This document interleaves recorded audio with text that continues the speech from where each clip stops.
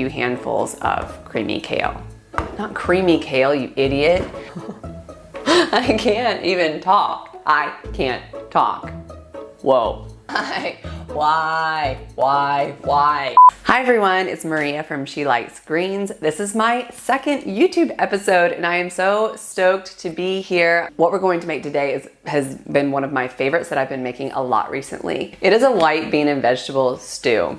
This stew is super nutritious. It has some of my favorite vegetables in it, and it's going to make you feel so much better on a night that you're cold, not feeling so good, or just looking for a big bowl of cozy goodness.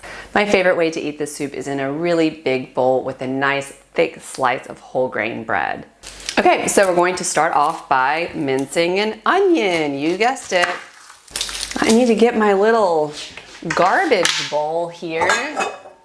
Whenever I was little, I used to watch Rachel Ray. She was like my idol. She's still kind of my idol, but she always had her garbage bowl right there, and I always just thought, like, oh, that's so cool. Like, she has a garbage bowl. Okay, is this thing hot? It seems a little hot.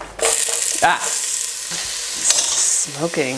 Whoa. So I'm just cutting this carrot into pretty small pieces, not like super small. It doesn't really matter. This recipe is super adaptable. You could also kind of do big chunks of vegetables, which is also super delicious. But you have to keep in mind whenever you do that with carrot that your soup is definitely going to take longer to cook. Okay, now we're going to start with 2 stalks of celery. I don't know why, celery just kind of like, when I taste it in soups, it just makes me feel healthy. Now we're just going to go in with 2 cloves of garlic. All right, so the garlic is going in. We're just letting these aromatics cook together. This is definitely like the base of our soup.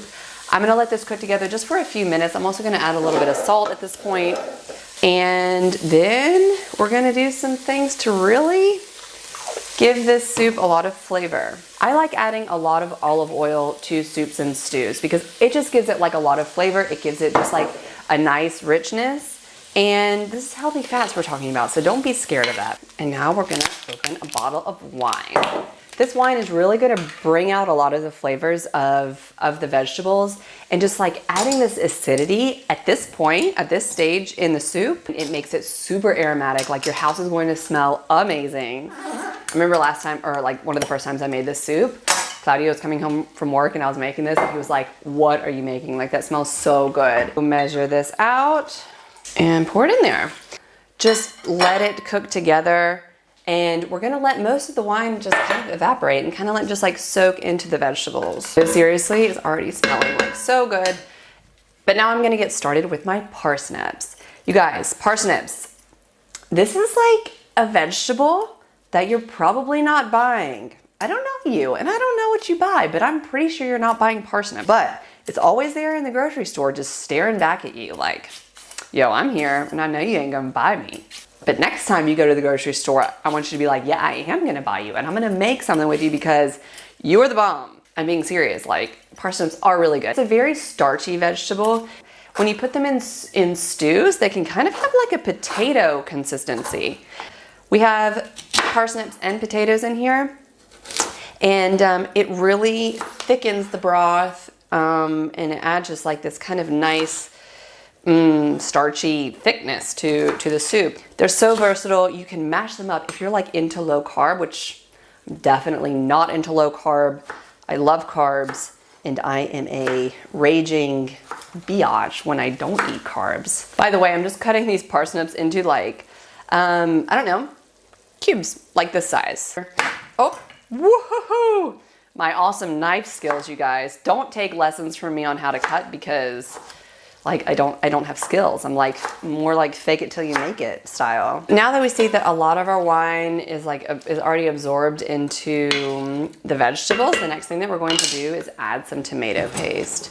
Tomato paste is something that gives, I put it in a lot of soups that I make, like even if they're not tomato based, just because it gives like it's another thing, it's like acidity. And this just gives a nice depth of flavor. It's not like you're gonna like really taste the tomato in the soup, but it gives it like a nice little something that you need. I'm going to go ahead and add my parsnips and potato.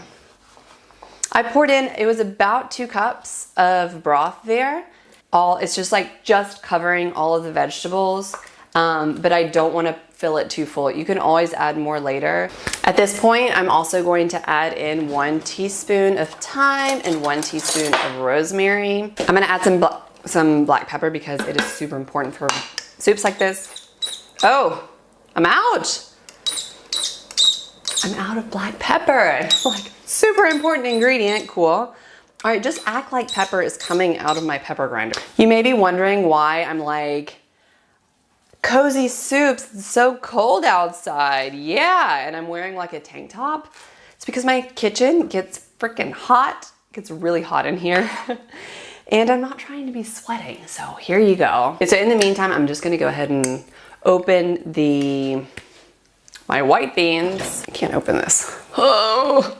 Okay, now we're just gonna get that all stirred together. This is looking so delicious and like it smells seriously so good. So now that that is on there, I'm gonna put the lid back on and let it keep simmering away until all of our vegetables are super soft. You kind of want, just to like know what softness you're talking about, like to press you want to be able to like press your fork in it and to not like resist going in because you want it to be nice and soft. And now I'm gonna go in with this beautiful kale and just stir it in. I'm gonna put the lid back on and we're just gonna kind of let that all cook together for another like 5 minutes or so. I almost forgot an important part that you should never forget, and it's to taste it. Taste it like right towards the end to make sure that you have like the herbs and salt levels correct. This is gonna be hot. Oh, hot. Whoa.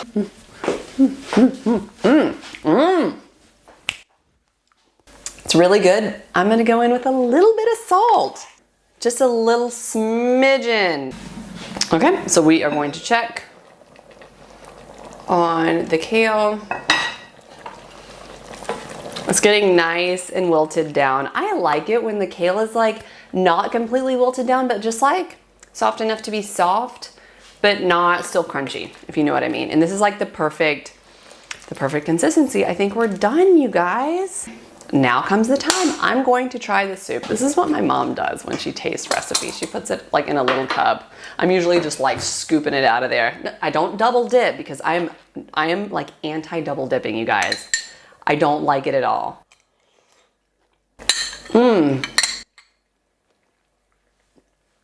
It's so good. It's so good. It's like, this is like one of those things where you taste it and you're like, oh my gosh, like if I was sick right now, this would be making me feel better.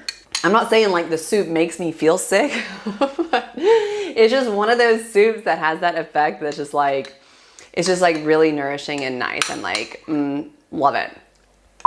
Do I have kale in my teeth? I have a feeling I have kale in my teeth.